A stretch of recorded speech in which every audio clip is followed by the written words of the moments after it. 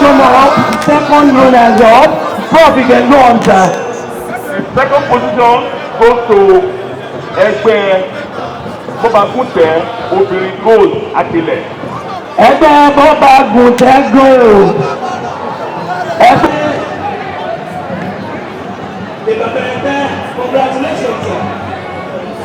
Ẹgbẹ́ Bọ́bagúntẹ́ gold obìnrin first runners up. Wọ́n ti sọ màá fẹ́ ìrìn ẹgbẹ́ náà. Mama, tí yí ti mẹ́ta lẹ́nu. Bọ́bagúntẹ́ gold. Mama Cash Madam is also the ẹgbẹ́. Bọ́bagúntẹ́ gold. Your Excellency, the Deputy Governor to present us with the presentation.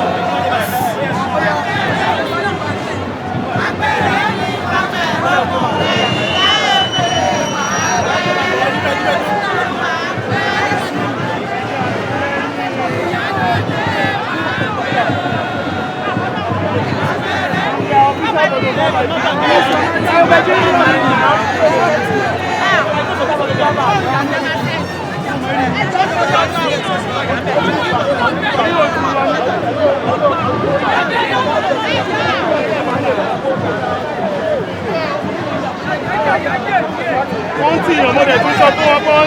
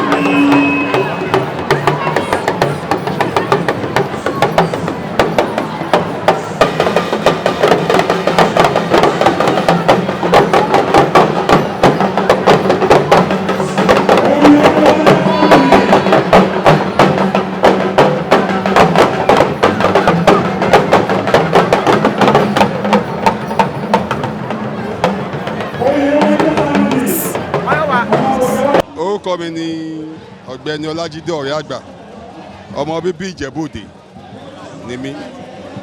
Mo wá láti ìlú Èkó ní Sùúrùlérè, ibẹ̀ mo ti wá. Ẹgbẹ́ tí mo ti jáde, ẹgbẹ́ tọ́ba láṣẹ ọkùnrin, òun ni mo ti jáde 1971 to 73, òun lẹ́gbẹ́ tiwa. So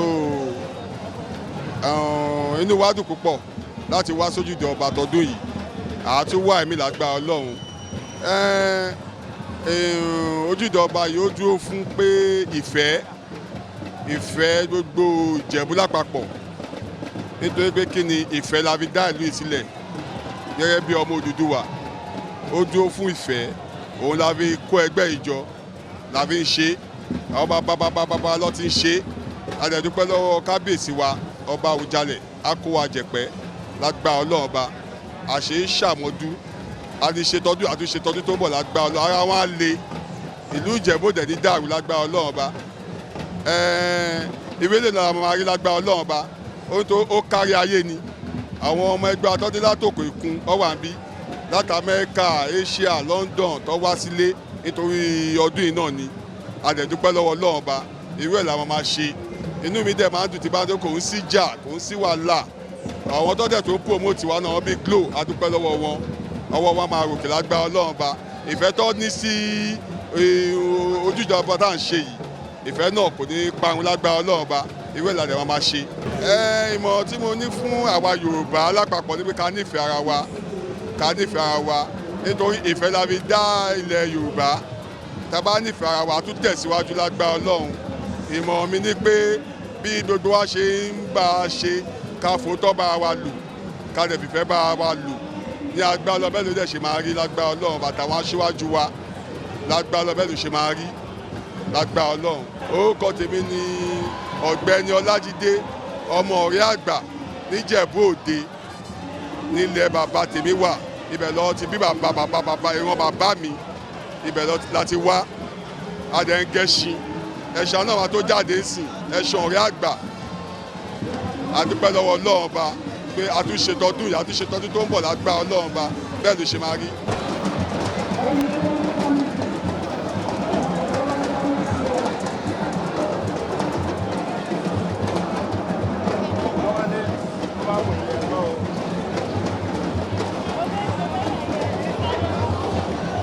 ọlọ́jà máa tẹ̀síwájú o. ẹjọ́ sọ lórí sọ.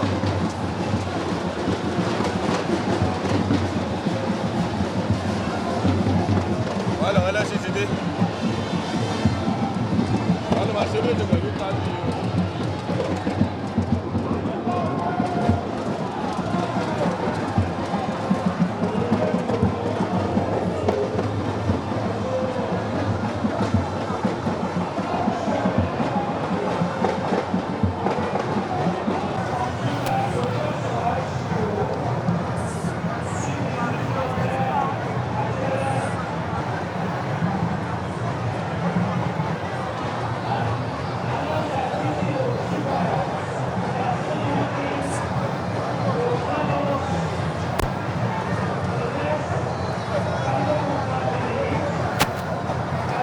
orúkọ mi ni Ọ̀ṣọ́bà Kazeem wọ́n bí mi nínú Ìjẹ̀bú Òde ní Ìṣàdó mo jẹ́ ọmọ ẹgbẹ́ bọ́bá máyégún aṣáájú akínlẹ̀ Ìjẹ̀bú inú mi dùn láti pẹ̀lú ọmọ ẹgbẹ́ nítorí pé ẹgbẹ́ olóríire ẹgbẹ́ àlùbáríkà ni èmi fi àsìkò yìí lórúkọ ẹgbẹ́ mi ṣàdúrà fún Awujale of Ìjẹ̀bú náà kó túbọ̀ pẹ́ fún wa ẹ ṣégun àdúpẹ́. Ojúde Ọba dá lé ìkójọpọ̀ gbogbo ọmọ Ìjẹ̀bú káàkiri lókè òkun ní àríwá níbikíbi tán wà lọ àṣẹṣe Ojúde Ọba.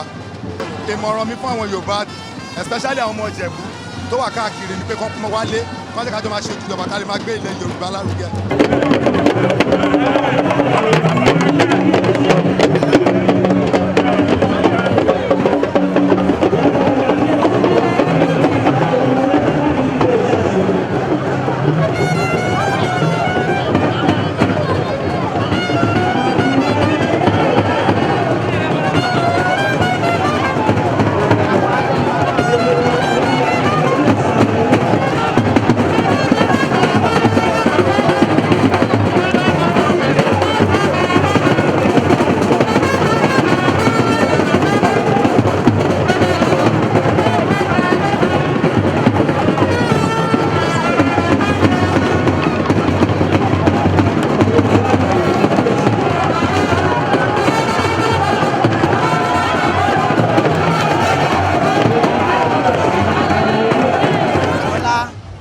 Ọ̀ṣínbàjò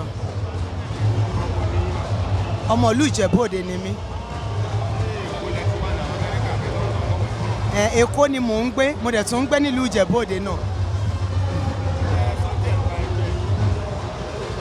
Ẹgbẹ́ wa là ń pè ní ẹgbẹ́ Gbọ́baníyì obìnrin akilẹ̀ Ìjẹ̀bú. Gbogbo ọmọ Ìjẹ̀bú Òde tí wọ́n bá bí ní 1962 1963 àti 1964 ni wọ́n ní àǹfààní láti lè ṣe ẹgbẹ́ yìí.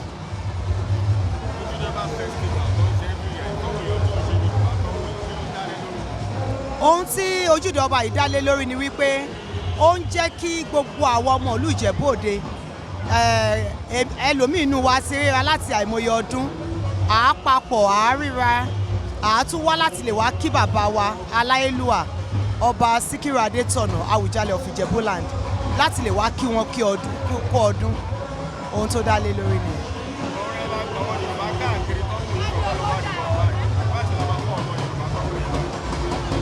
àwọn gbogbo ọmọ Yorùbá tó ń wò mí náà ohun tí máa sọ náà ni wípé ká súnmọ́ Ọlọ́run ká gba Ọlọ́run gbọ́ Ọlọ́run á dẹ̀ gbàdúrà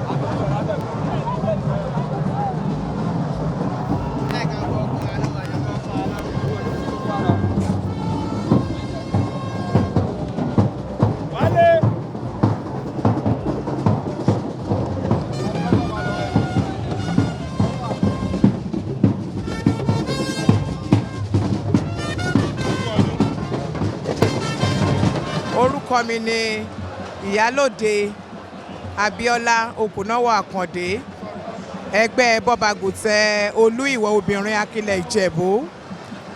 Èní à ń ṣe àṣeyẹ Ojúde Ọba tí ó jẹ́ pé ó máa ń wáyé ní ọdọọdún ọjọ́ kẹta ọdún Iléyá tí gbogbo ọmọ akilẹ̀ Ìjẹ̀bú àti ìyàwó àtọmọ akilẹ̀ tí gbogbo wa máa ń pàdé tínú wa máa ń dùn tá a máa ń bá kábíyèsí wa ṣe àjọyọ̀. ọmọ Ojúde Ọba yìí kí ni nǹkan tó dálé lórí gangan fọwọ́n tí ò bá ń ṣọmọ Yorùbá tó ń wòye báyìí kí lè mọ̀ pé what's the reason tẹ́fẹ́ Ojúde Ọba tó wá ní every year. Ojúde Ọba yìí láti lè mú gbogbo ọmọ akilẹ̀ Ìjẹ̀bú tí ò sí ní Nàìjíríà kí gbogbo àwọn tó wà ní òkè òkun kí gbogbo wọn lè máa wálé kó máa mọ̀ pé gbogbo àwọn àtìyàwó àtọmọ o àtẹbí àtàrà tí ẹni tó ò mọ̀ rí ẹni tó ẹjọ́ dàgbà tẹ́ ẹ̀ rí mọ́ gbogbo wa la máa ń wálé so nípa Ojúde Ọba ńgbà tó bá ń wò lórí orí tẹlifíṣàn orí mídíà everybody man lágbájá rèé tẹ̀mẹ̀dù rèé ìdùnnú dẹ̀ ni wọ́n ní tó bá dọdún tó ń bọ̀ àwọn náà láti wà ń bí. Ìmọ̀ràn mi fún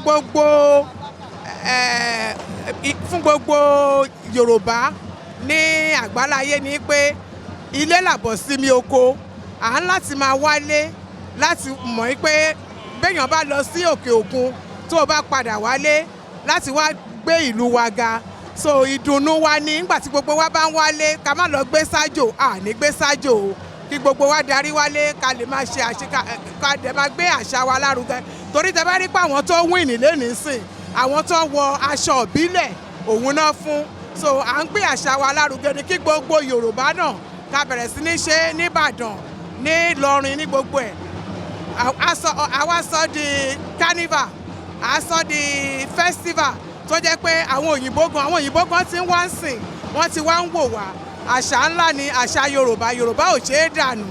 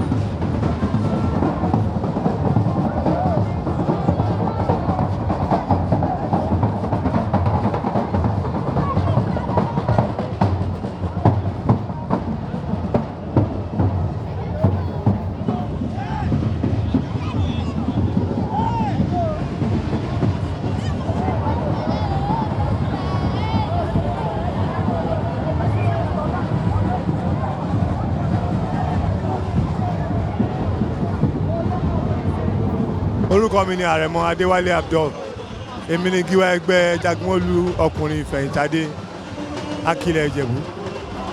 ẹ bá a sọ díẹ̀ nípa ẹgbẹ́ yín fún ọ̀rá létọ́ wọ̀nyí sàn.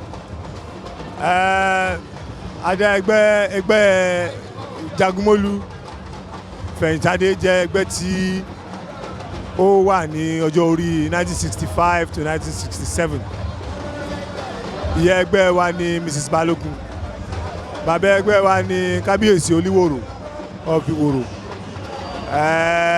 ọ̀gbẹ́ni Rasheed Sabi ní akéwèjẹ ẹgbẹ́ wa ẹgbẹ́ náà jẹ́ ìkan nínú ẹgbẹ́ tó ṣe kókó ní Ìjẹ̀bú-land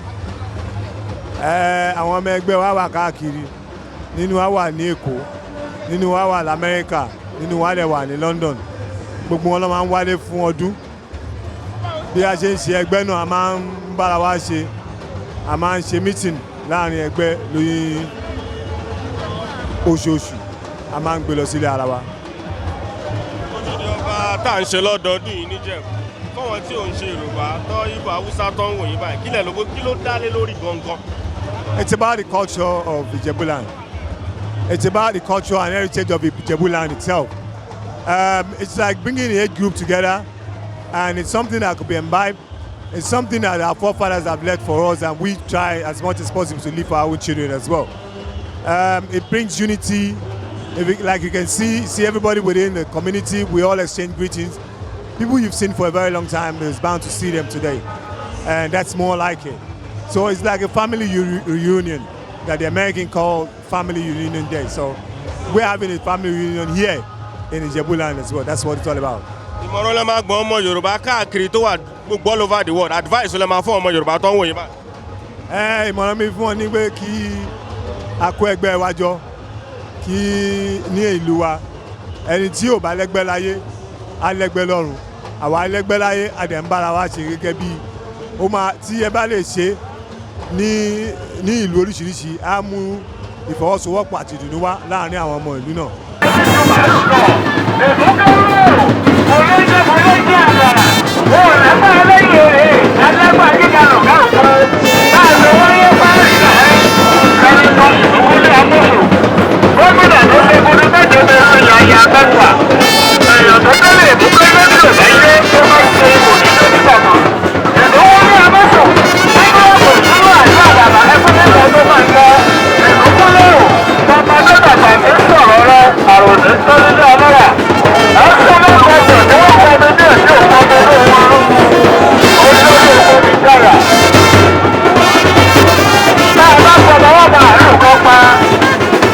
Èmi ni ọba barrister Adebayo Johnson Okubena eléyìí ni wọ́n ti lérò wọn Ìjẹ̀bú. àwọn èèyàn kò rí ibẹ̀ ṣe wà ń bí báyìí ọ̀hún gbérú ẹgbẹ́ kan lè wà báyìí ìjọba àjẹbá sọ́rọ̀ sẹ́tì tẹ̀wọ̀n ẹ bá dẹ́kun ara lè mọ́tò sẹ́tì tó jẹ́ ẹ ṣe wà báyìí. a wà ní Ojúde Ọba 2017 mo wà láàrin ẹgbẹ́ Gbọ́baníyì Akílẹ̀ Ìjẹ̀bú ọkùnrin Ojúde Ìbàdàn sí lọ́wọ́lọ́wọ́ ń sìn báyìí bọ́n ti máa ń ṣe ní ọdọọdún nìyẹn ìṣe international event tó jẹ́ kó máa mú gbogbo ọmọ Akílẹ̀ Ìjẹ̀bú nílé oko lẹ́yìn òde kan wálé láti foster unity kí ìrẹ́pọ̀ lè wà nílùú àti development ìlú tó wà fún nìyẹn. fọwọ́n tó ń wò yín tí wọ́n kì í ṣe Yorùbá Haúsá Ìgbò Ojúde Ọba yìí ó ṣe ti wà tipẹ́tipẹ́ ni àbí àwọn kan lọ́bẹ̀rẹ̀ bá sọ ti ṣókí nípa Ojúde Ọba tó máa ṣe lọ́dọọdún fọwọ́n tí ò ṣe Yorùbá tó ọ̀pọ̀ pa. Thank you very much. Ojúde Ọba has been in existence for the past 40 or 50 years ago. It's an historical event that fostered the cultural heritage of Ijebu people. Is to solidify and enhance the publicity, social, cultural effect of all Ijebu citizens, home and abroad. It binds us together. It has been in existence for the past 40 or 50 years. In fact, I go out to know the event. That's the purpose. oúnjẹ wo ni àwọn ará Ìjẹ̀bú tí wọ́n fẹ́ràn jù fọ́wọ́n because àwọn tó ń wò yín báyìí mi ò ń ṣe Yorùbá irú oúnjẹ wo lẹ Yorùbá fẹ́ràn jù. We love ìkọ́kọrẹ́ in Ijebu and ìkọ́kọrẹ́ ẹ̀bà èbèrìpò and all traditional Yoruba food but we love ìkọ́kọrẹ́ and èbèrìpò more than anything. fọ́wọ́n tó ń wò lẹ́nà tó wò pé àwọn ọmọ Ìjẹ̀bú àwọn obìnrin Ìjẹ̀bú ṣé wọ́n ṣe ń fẹ́ báwo ni fọ́wọ́n tó bá wò pé àwọn ọmọ Ìjẹ̀bú mo fẹ́ fẹ́ wọn kí lẹ máa sọ nípa àwọn obìnrin Ìjẹ̀bú fọ́wọ́n tó ń wò yín lé báyìí. To be candid, Ijebu are very lovely, social and accommodating. You can see the glamour in them. They have socialized. None can beat them in Yoruba land. Ijebu are very social people. ìmọ̀ràn wo lẹ ní fún ọmọ Yorùbá lápapọ̀ tó ń wò yín káàkiri alẹ́ báyìí what advice lẹ máa fún ọmọ Yorùbá tó ń wò yín báyìí káàkiri ayé. Ìmọ̀ràn mi fún àwọn ọmọ Yorùbá nílé lóko lẹ́yìn ni pé kán máa wá ilé kán wá tún lé wọn ṣe àjò dàbí ilé ni ẹyẹ ń ké kán wálé kán wá tún lé ṣe tẹ bá ṣàkíyèsí sí gbogbo Ojúde Ọba yìí àwọn ọ̀dà ọba àti ẹmu lè tiẹ̀ wọ́n ti ṣe Ojúde Ọba day as present àwọn bíi mẹ́ta ló ń ṣe ìjọba lè ní báyìí sí lọ́wọ́ wọ́n ẹmu lè ti kiri ni wọ́n máa yàn sí unity and progress of the town. àwọn ọba káàkiri adúlọ́wọ̀ Yorùbá ń kọ́ ìmọ̀ràn wọn lẹ máa gbọ̀n wọn kábíyèsí káàkiri tilẹ̀ Yorùbá kí lẹ máa sọ fún wọn. ìmọ̀ràn fún àwọn ọmọ Yorùbá lápọ̀ ní pé kí á sì ra wa ní oṣù ọwọ̀ ìgbà kan ní ọba òkè ń ra wọn ọba ti ń ra wọn sìn báyìí tọba àrìnàkọ ejò àdárìn ejò ló ń pọnmi ejò níyà káwọn ọmọ Yorùbá gbára wọn jọ irú ètí ọba Ilé-Ifẹ̀ ń ṣe yẹn tó ń foster unity káàkiri yẹn ká emulate ẹ̀ ìmọ̀ àwọn kingdom kò sọ́ba tí mi ti lọ kí ló gba Ilẹ̀ Ìjẹ̀bú láti foster unity tó wà fún nìyẹn. ẹ dárúkọ yín lẹ́ẹ̀kan sí fún ará alẹ́ sà. èmi ni ọba barrister Adebayo Johnson Okubena adarí ẹ̀dọ́ ètù ilé ni wọ́n ti ìlú ènìwọ̀n kingdom. kọ́ mi ní Chief Baile Ganiu Ṣàngósànyà láti Ìjẹ̀bú waterside mo jẹ́ ọmọ bíbí inú Ìjẹ̀bú ẹgbẹ́ tí a dẹ̀ ń ṣe ìrẹ́gbẹ́rẹ́gbẹ́ ló wà níbí pátápátá nákìlẹ̀ Ìjẹ̀bú. Àwọn èèyàn wa máa dé, àwọn tó wá láti Amẹ́ríkà tán wá láti different countries náà mọ àtọ́ngbé lọ́wọ́ pátá náà máa ń wálé tájọ́ máa ń ṣe ẹgbẹ́ yìí. Nínú ẹgbẹ́ Gbọ́ba Níyì tí Akílẹ̀ Ìjẹ̀bú tí èmi belong to, we are more than 120 lọ́kùnrin tá à ń ṣẹgbẹ́ yìí. A dẹ̀ ń ṣẹgbẹ́ Ọlọ́run dẹ̀ ń fún wa ṣe bí a ṣe ń ṣe ní ọdọọdún rèé. Tó dán bàbá wa sọ pé ọdún kì í jọ ká má rí mo rà á ní agbára Ọlọ́run ẹ̀sà wa máa pé a tún máa pèlé sí i. Ẹgbẹ́ yìí dára púpọ̀. Òtún nǹkan tí a rí ń ṣe ní ẹgbẹ́ yìí ni pé a fi máa ń múnú ara wa dùn. Tí a bá ń ríra wa ní ọdọọdún, olòmíì nínú wa àgbà tá a ti jọ lọ sí school láti jọ lose communication. Ṣùgbọ́n nígbà tá a bá pe ẹgbẹ́ yìí tí a bá ń jáde ní age group tá a máa pa àlágbájáre ó pọ́dún mẹ́wàá ó kó kíní kan. So ẹgbẹ́ tó dára ni tó yẹ kéèyàn darapọ̀ mọ́ láti ṣe ẹgbẹ́ gidi ni. Ẹ ṣeun gan. Ojúde Ọba tá à ń ṣe lọ́dọọdún yìí fọ́wọ́n tí ò ń ṣe Yorùbá tó ń wò yín kí ni nǹkan tó dá lé lórí gan? Ó dá lórí àṣà ìbáyé tí a bá tí àwọn bàbá wa ti fi bẹ̀rẹ̀ fún àkójọpọ̀ ọmọ Ìjẹ̀bú. Òun la ṣe ń ṣe. Ó dẹ̀ ń yẹ wá ní ọdọọdún. Ó tún jẹ́ káwọn ọmọ wa máa ronú láti máa wálé láti wá máa ṣe ohun tí à ń ṣe yìí. Nítorí tí ò bá sorún kan báyìí kò lè ṣàkójọpọ̀. Ìfẹ́ dẹ̀ wà láàrin wa dáadáa. Ọba Awujale of Ijebu land, ọba tó dáa ni, ó tún lé ṣe, ó tún ọ̀nà ṣe, ó kó gbogbo àwọn Ìjẹ̀bú papọ̀ láti lè máa jọ ṣe àṣepọ̀. So bó ṣe rí nìyẹn. Ìmọ̀ràn wọn lè máa gbọ́ wọn Yorùbá káàkiri àgbáláyé tó ń wò yín báyìí, àwọn Yorùbá ń fẹ́ kẹ́ gbà wọ́n mọ̀ràn. Ẹ̀bẹ̀ tí máa bẹ̀ wọ́n, àmọ́ tí mo dẹ̀ máa tún gbà wọ́n wípé kọ́ máa ṣeré ìta Awujale ṣe kọ́ṣẹ́ Awujale of Ijebu land ní káàkiri ilẹ̀ Yorùbá. Kí a má jẹ́ kí àṣà Yorùbá kí ó sọnù. Àwọn ìlú tó kù tó jẹ́ ilẹ̀ Yorùbá, ebi l'Oǹdó ni Ọ̀yọ́ ni nǹkan kan ni, kí wọ́n má ṣe àwòkọ́ṣe Awujale. Awujale jẹ́ ọba tí gbogbo àwọn ọba tó kù máa ń wárìrì fún. Torí ọba Awujale ò ń ṣe ọba oníjẹkújẹ. Àwa ọmọ Ìjẹ̀bú dẹ̀ ń fún ní àpọ́nlé yẹn. Kí àwọn náà wo àwòkọ́ṣe yẹn ní ara wọn, ní ara bàbá Awujale, kó máa ṣorú ẹ̀, kó lè kó àwọn ọmọ ọjọ́. Kí àṣà wa kí ó má lè parun. Orúkọ mi ni Chief Ganiu Sogosoya, Chief Baálẹ̀ Déméjì from Ogun Waterside local government.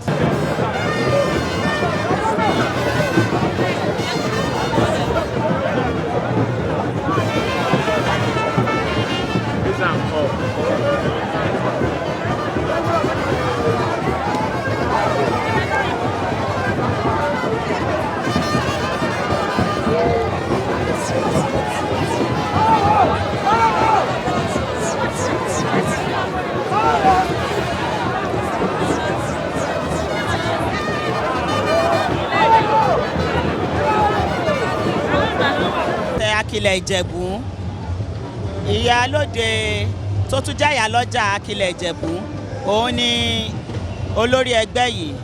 Ẹgbẹ́ yìí ti wà láti year 2007 torí ọdún yìí sìn la pé 20 years tàti kó ẹgbẹ́ náà jọ. Ẹgbẹ́ age group láti 1959 sí 1961 òun ni gbogbo èèyàn tó bá ti jẹ́ pé wọ́n fall within that group ló lè ṣe ẹgbẹ́ yẹn. Wọn ò bá jẹ́ ọmọ Ìjẹ̀bú, wọn ò bá jẹ́ ìyàwó Ìjẹ̀bú, wọn ò bá jẹ́ kájẹ́pọ̀kọ̀ wọn náà Ìjẹ̀bú. Anybody tó bá ti ní link Ìjẹ̀bú òun ló entitled láti jẹ́ ọmọ ẹgbẹ́. Àná ọmọ ẹgbẹ́ Bọ́bagùntẹ́ Akílẹ̀ Ìjẹ̀bú àtìgbà táwa ti wà a pín sí méjì. Àwa ni àkọ́kọ́. Ọdún Bọ́bagùntẹ́ mi wà o, but àwa yìí ni àkọ́kọ́, a dẹ̀ pín sí méjì.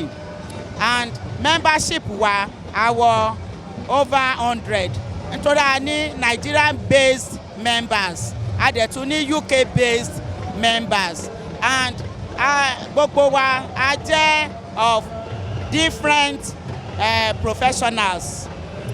A ní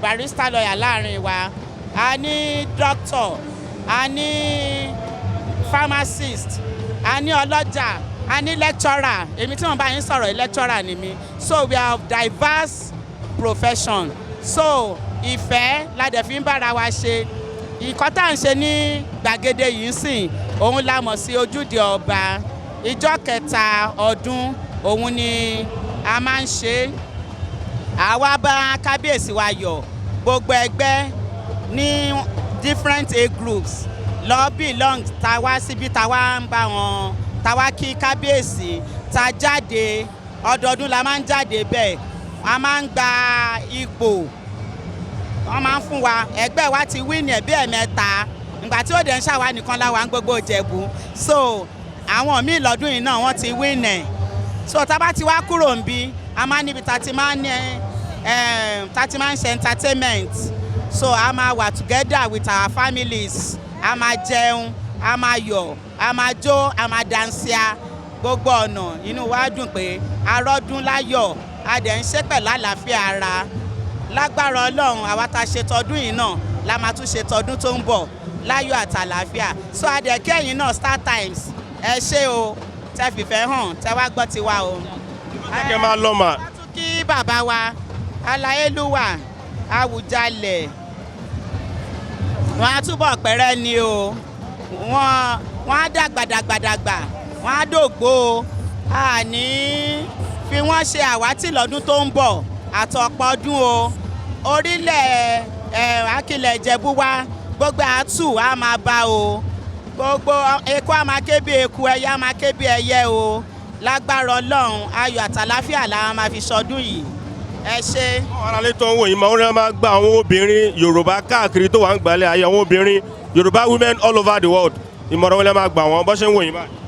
ìmọ̀ràn tá a máa gbà wọ́n náà ni wípé àṣà ilẹ̀ wa ká má jẹ́ ó parẹ́ nítorí ara nǹkan tá à ń ṣe yìí náà ìgbélékè àṣà ni way to promote the culture òun ni so àwọn obìnrin gbogbo ní àgbáláyé a gbà wọ́n níyànjú kọ́ máa wá bá wa ṣe àjọyọ̀ ojúde ọba yìí kọ́ wá wo nǹkan tó ń ṣẹlẹ̀ lákìlẹ̀ Ìjẹ̀bú kọ́ wá wo nǹkan tó ń ṣẹlẹ̀ nípa àṣà Yorùbá kí a lè máa promote culture wa kọ́ tí mo rí sọ sí nìyẹn. orúkọ mi ni Jagun Wáídì Kúkú mo jẹ́ ọmọ bíbí inú Ìjẹ̀bú Òde èní ni à ń ṣe ojúde ọba tí gbogbo rẹ́gbẹ́rẹ́gbẹ́ tí a máa ń pè homage fún kábíyèsí ọba Awujale the Ọbaba first aníkìláyà Ṣàògùn Òṣàògùn Ṣàmúnimúni inú mi dùn lénìí wípé ẹgbẹ́ tí mo ń ṣe yẹn Jagunmólú ọkùnrin aṣíwájú ọkùnrin akilẹ̀ Ìjẹ̀bú àwa la ṣe ipò kẹta nínú bó ẹgbẹ́ ṣe pọ̀ tó níbí báyìí ní èní so lágbára Ọlọ́run à ń fẹ́ improvement nínú ẹgbẹ́ wa pé by the next year lágbára Ọlọ́run number 4 la máa mú so mo dúpẹ́ lọ́wọ́ Ọlọ́run pé mo pẹ̀lú ẹgbẹ́ yìí ṣe rí ojúde ọba tí wọ́n ṣe lọ́dọọdún ó máa ń mú unity wà nílùú kí àwọn tí wọn ò mọ̀lú àti àwọn tó wà lẹ́yìn odi kàn wò pé ẹgbẹ́ yìí ẹgbẹ́ tó dáa ni èmi ẹlòmíì wà tó yẹ pé kò join ẹgbẹ́ ó wà lẹ́yìn odi but tó bá ń rí wa bá ṣe ń ṣe ìyàwó pé òun náà máa ní interest láti wá join ẹgbẹ́ láti ṣẹgbẹ́ láti develop ìlú Ìjẹ̀bú Òde àti akilẹ̀ Ìjẹ̀bú. ìmọ̀ràn wọn lè máa gbọ́ wọn Yorùbá káàkiri tó wà lágbàálẹ̀ ayé advice lè máa fún ọmọ Yorùbá tó ń wò yín báyìí tó wà káàkiri. advice mi fún ọmọ Yorùbá tó wà káàkiri ni pé kí àwọn náà kí wọ́n wá sílùú kán wá join ẹgbẹ́ because ẹgbẹ́ yìí àgbẹ̀ onírú ẹgbẹ́ aláta ni wọ́n pè é ó dẹ̀ mú development bá èèyàn ẹlòmíì wà kò ságbára bọ̀ tó bá join ẹgbẹ́ àwọn mílíọ̀nìyà wà ńbẹ̀ tó lè rèésì ẹ̀ tó lè gbé sókè jù bó ṣe wà lọ tí ò dẹ̀ ní mọ̀ tó máa sá pé bí wọ́n náwó àbí agbára wọn ò gbé tó bá wá àárín kan ṣe sí so mo dúpẹ́ lọ́wọ́ yín. orúkọ mi ni Ayinbayẹmísí Fáṣàwẹ̀ ìyálòde ẹgbẹ́ Gbọ́baníyì olórí akínlẹ̀ Ìjẹ̀bú. ẹjọ́ ọmọ bíbí ibo ni yín mà kẹjọ́ kan ara alẹ́ tán wò yín mà. ọmọ bíbí inú Ìjẹ̀bú Òde. ẹjọ́ ẹgbẹ́ yín kí nìkan tó dálé lórí ẹ sọ díẹ̀ ń gba ẹgbẹ́ yín fún. ẹgbẹ́ wa start from 1962 to 64 àwọn tó wọ́n group lè lórí. àwọn tó ń wò yín tó ń ṣe ará Ìjẹ̀bú ojúde ọba kílẹ̀ rò bí nǹkan tó dálé lórí gangan tó yẹ pé ọdọọdún báyìí la máa ń ṣe.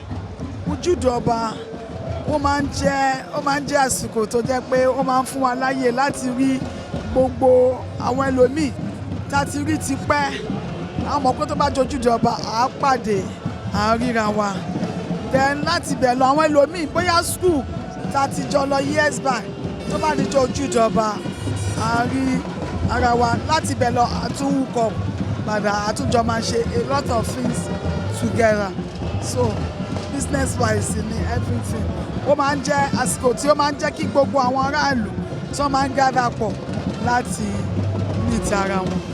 ìmọ̀ràn wo lẹ ní fún wọn yorùbá káàkiri tó wà ń gba láàyè kí lẹ máa advice wọn yorùbá tó ń wò yín báyìí. kí àwọn náà kí wọ́n try láti máa ṣe nítorí pé ó Ìjẹ̀bú Òde àwọn ó máa improve culture wa then everybody will look up to that day ó máa jẹ́ kí àwọn tó wà lókèrè wọ́n máa wálé even àwọn tó wà ní US London gbogbo Èkó everybody gbogbo Nàìjíríà wọ́n máa wálé ní ìjọ yẹn tó inú everybody máa dùn pé a máa wá fún ojúde ọba. ẹ dárúkọ yín lẹ́ẹ̀kan sí fún ara rẹ. Ayíbáyẹmísí Fáṣàwẹ̀ ìyálóde gbọ́ba níyì olórí olórí.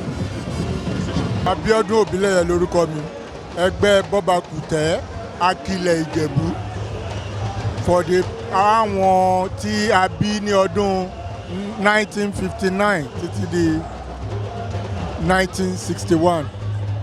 ẹjọ́sẹ̀ ẹgbẹ́ yín kí ni nǹkan tẹ̀rọ bó dálé what are the factors tó wà kéèyàn tó lè join ẹgbẹ́ yín sà.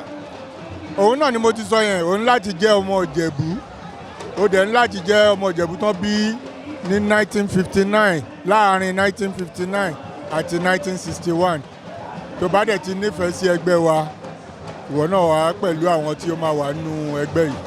fọwọ́n tó ń wò yín káàkiri pẹ̀lú àyíṣà Ojúde Ọba festival tó máa ń ṣe lọ́dọọdún fọwọ́n tó ń ṣọmọ ìjọba kí ló ń dálé lórí gangan báwo ni ìjọba ṣe wáyé.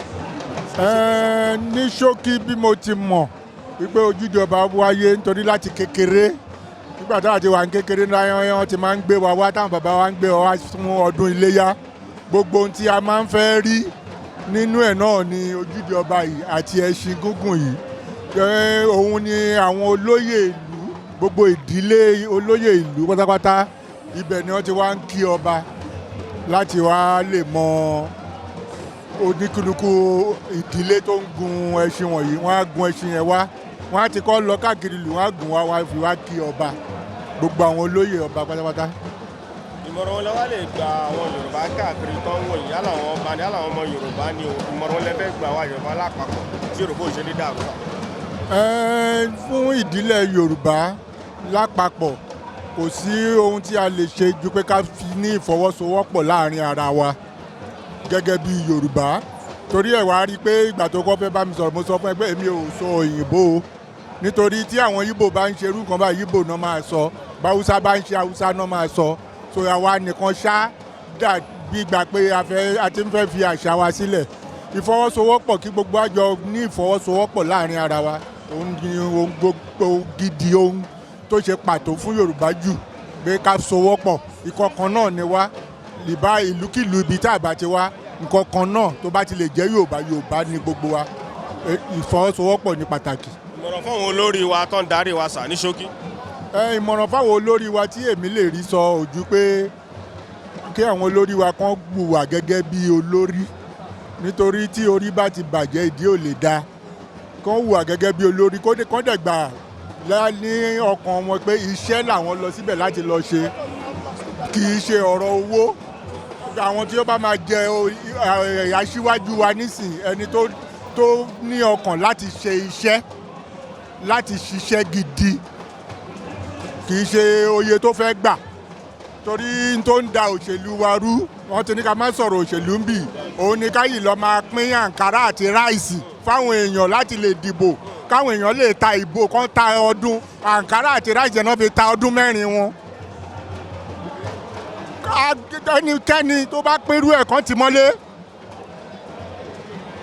ẹ má dìbò fẹ́ni tó fún yín lówó nítorí mo lọ rò pé ó ti rówó yẹn ṣé tó bá débẹ̀ òun jẹ́ fada Christmas ni tó bá débẹ̀ owó tiyẹn ló kọ́ ń lọ wá ẹ kọ́ ní kálukú dìbò gẹ́gẹ́ bí ẹ ti mọ̀ bẹ́ẹ̀ ẹni yìí lè lọ ṣe gidi fún yín irú wa yóò lè gbé gbẹ́gbẹ́ àbò ń sin torí àlówó ẹ̀ ẹni tó bá lówó lọ́wọ́ ló lè ṣe ẹni tí ò lówó ò lè débẹ̀ tó ní gẹ́gẹ́ bí èmi o tó bá wù yín kí Nàìjíríà gbọ́ ìjọba báyìí ń pín ráìsì àti gàrí láti máa fi dìbò ẹ lè ṣe kankan Okay, orúkọ mi ni His Royal Highness Ọba Gabriel Adébísí Ọ̀nàfúwà Fẹ̀sọ̀gbádé kìíní di Olúwòrò of Ìwòrò Ìjẹ̀bú. Ẹ jẹ́ ká mọ ẹ̀yin àtàwọn kọ́lẹ́jọ́ wà aṣọ kan náà, ẹ jẹ́ ká mọ ìdí tẹ́ fi jókòó síbi pẹ̀lú wọn sà. Ìjókòó mi yìí lénìí àárín ẹgbẹ́ Ọbaléke mo wà. Mo jẹ́ ọmọ ẹgbẹ́ ìkan lọ́mọ ẹgbẹ́ Ọbaléke ti Ìjẹ̀bú Akílẹ̀ Ìjẹ̀bú. Ẹ bá wa sọ nípa ojúde ọba tó ń ṣe ń bí lọ́dọọdún sà. Torí àwọn míì wà wọn ń ṣọmọ Yorùbá, ọkọ̀ máa ń gbọ́ ni, ìmí Ìgbò, ìmí Haúsá. Kí ló bí ojúde ọba, báwo ló ṣe wáyé, àti pé kí nìkan tó dúró fún gangan tó ti ń ṣe lọ́dọọdún? Ojúde ọba ó ṣe pàtàkì fún àwa Ìjẹ̀bú. Kì í ṣe pé ó jẹ́ Muslim affairs àti Christian àti Muslim àtọ̀ aláṣẹ oníṣẹ̀báyé gbogbo alájọ ń ṣe ọdún yìí lọ́dọọdún tájọ ń ṣàṣepọ̀. A dẹ̀ rí pé ọdún yìí ó yàtọ̀. A dúpẹ́ lọ Ọlọ́run, bàbá wa ọba Síkírù Káyọ̀dé Adétọ̀nà Ọ̀gbágbádì second ó wà ní ààyè, ó wà láàyè wa, ojú gẹ́gẹ́ ọba wa. Àdúrà ni pé wọ́n á túbọ̀ pẹ́ fún wa, wọ́n ní fẹ́ ẹlẹ́ni ṣe wọ́n. Ojúde ọba ó jẹ́ pàtàkì sọ pé ó ti di worldwide káàkiri gbogbo àgbáláyé. Wọ́n ti wá bá ń ṣọdún yìí, it's a carnival. So ẹ rí pé gbogbo àwọn ẹgbẹ́ ló dáṣọ tó tá wà ní bó ṣe tọ́ àti bó ti yẹ. Wọ́n fi ojúde ọba ó jẹ́ nǹkan pàtàkì ní àfihàn kọ́ṣọ́rà wa pé gẹ́gẹ́ bí a ṣe jẹ́ láti gba ìwáṣẹ̀. Ẹ rí pé àwọn obìnrin wọ́n ṣe èmi wà, wọ́n ṣe gèlè wọn pẹ̀lú ẹ̀ṣọ́ rúṣiríṣi, aṣọ ìbílẹ̀, aṣọ ìgbàláyé wa gbogbo aláwọ̀ láti mọ̀ pé àwa Ìjẹ̀bú a ní kọ́ṣọ̀. So àdúrà ni pé Ọlọ́run jẹ́ aṣọ pọ̀lọpọ̀ ọdún láyé o, ànífọdún ìṣàṣemọ́ o, ẹ ṣe pọ̀ o. Àwọn ilé máa gba àwọn olórí wa tí wọ́n ń darí wa báyìí, because ẹ̀yin náà olórí lẹ́yìn náà, àwọn olórí wà káàkiri, ìmọ̀ràn ilé máa gbà wọ́n fún àwọn olórí wa tó ń wòyìn ilé báyìí. Àdúrà nǹkan tí máa gbà wọn pé àwọn olórí wa Ọlọ́run á máa fún wọn ṣe. Wọn ò ní ṣì wá darí, àwa náà ò ní ṣì wọ́n darí o. Lágbára lọ economic Nigeria àtúbọ̀ bọ́ sí dáadáa, gbóbi tá à ń fojú sọ̀nà àgbàbẹ̀ lọ́dún tó ń bọ̀, inú wa dùn jù báyìí lọ. Aṣọ̀tẹ̀ márùn-ún ṣòdó Balógun ṣọ̀tẹ̀ ní ìdílé wa.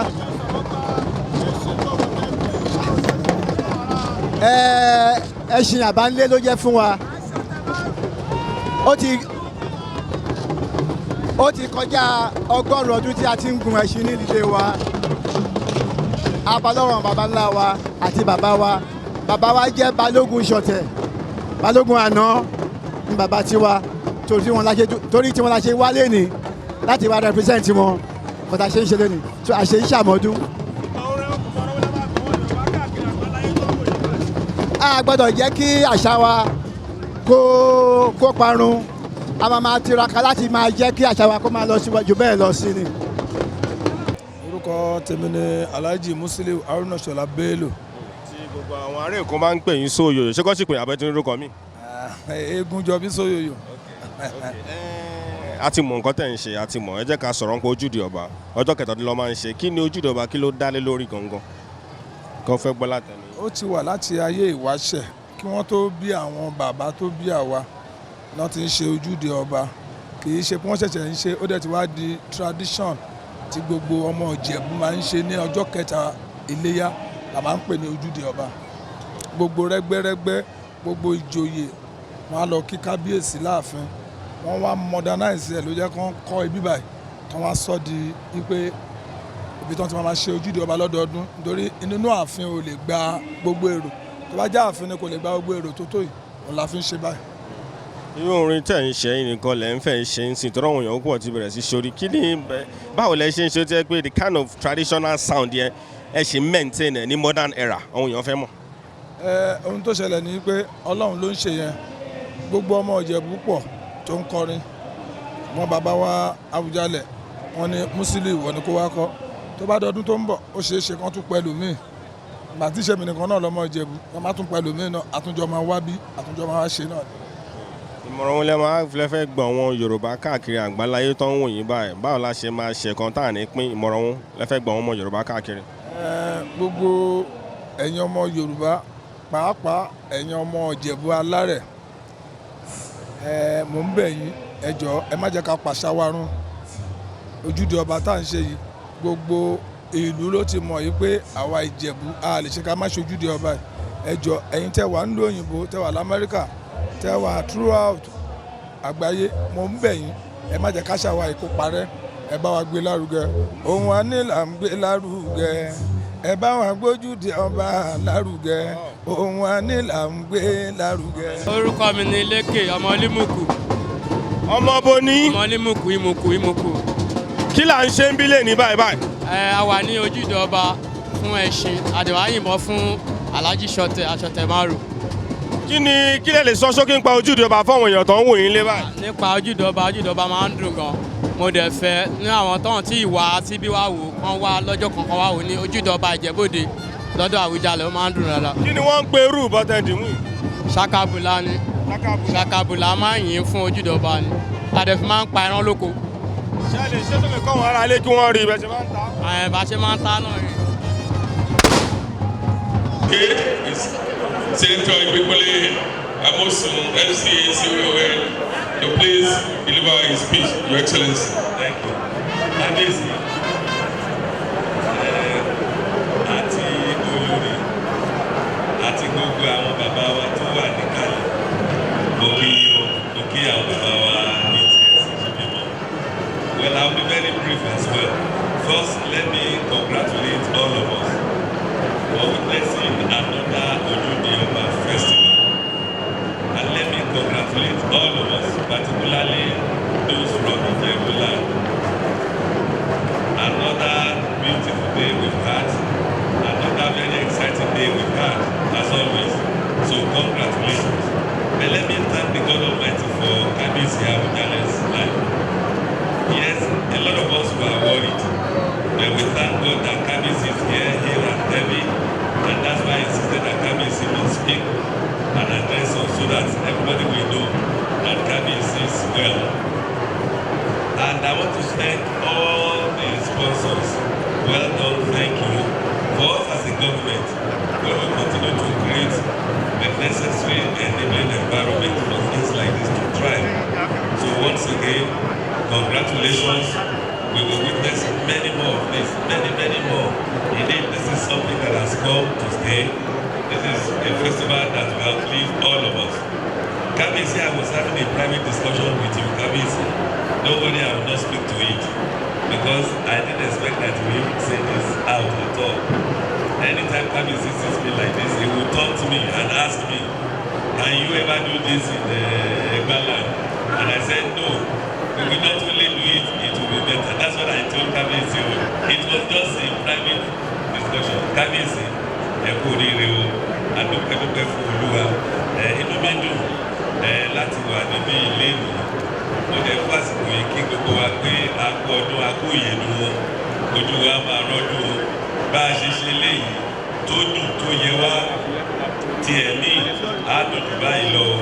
Mo wá dúpẹ́ fún Kábíyèsí wípé dúpẹ́ ẹ̀rù gbà wá wípé Kábíyèsí o ẹ̀yin náà rí pé léyìí Kábíyèsí àwọn náà jókòó síbí Kábíyèsí náà bá gbogbo wa sọ̀rọ̀ tí ó ṣe pé wọ́n lo òkú fọkọ́kọ́ o ẹ ti rí bàbá wa Kábíyèsí ẹ̀yin tẹ́ ẹ wà mí ní ọdún yìí lágbára Olúwa ẹ̀ tún wà mí ní ẹ̀mí o àtúnjọ máa ṣe pẹ́pẹ́pẹ́pẹ́pẹ́ kó tó di pé ẹ̀rí bí àgbáre. Once again, congratulations to all of us, to all the regberegbe, to all the balloons, to everybody that have played their part today. Congratulations. We won't meet like this, inshallah, next year. So congratulations. Thank you, sir.